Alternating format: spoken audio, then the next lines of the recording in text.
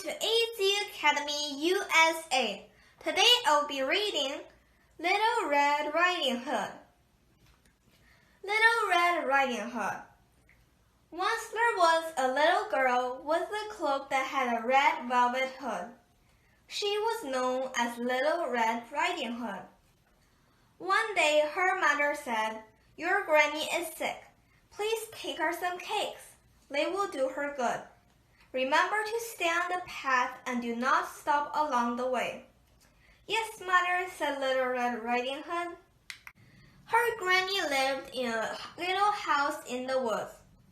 When she entered the woods, she saw a wolf.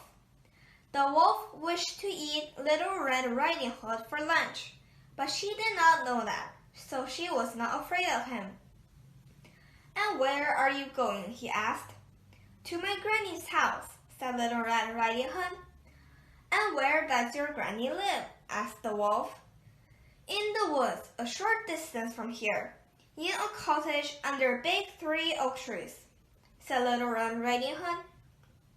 What a tasty snack this girl will be, the wolf thought. But she's not big enough for a meal. I must find a way to eat her and her granny too. The wolf said, "Why, look at all the pretty flowers. Why don't you stop to rest and pick some of them?"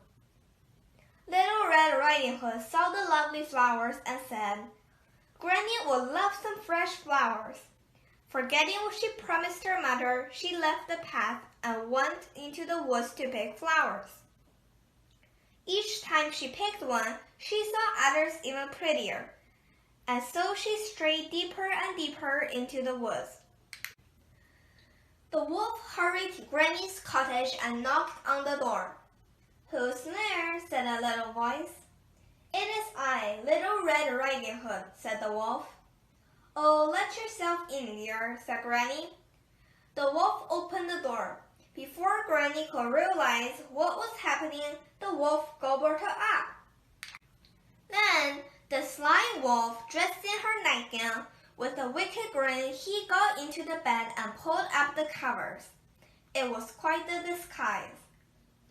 Meanwhile, Little Red Riding Hood entered Granny's house. She took a deep breath and called out, "Good morning, Granny," but there was no answer. She went up to the bed. There she saw her granny, or so she thought. Little Red Riding Hood thought her granny looked very strange indeed. "Oh, Granny," she said, "what big ears you have." "The better to hear you with," said the wolf. Said Little Red Riding Hood. "Granny must be very sick, for her voice is much deeper than it used to be." "And Granny, what big eyes you have," said Little Red Riding Hood.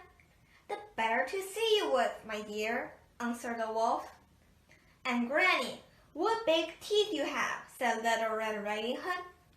"The better to eat you with," cried the wolf, as he sprang up and swallowed Little Red Riding Hood in one big gulp.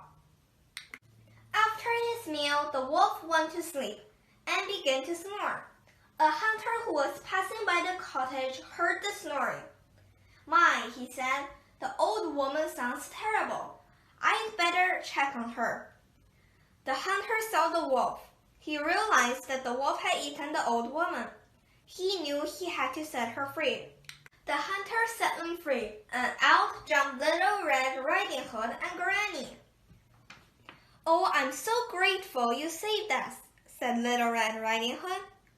When the wolf woke up, he ran away, never to be seen again. And Little Red Riding Hood said to herself, "After this, I shall always do as my mother tells me." Did you like this book? I hope you did. Please like and subscribe to my channel. Bye!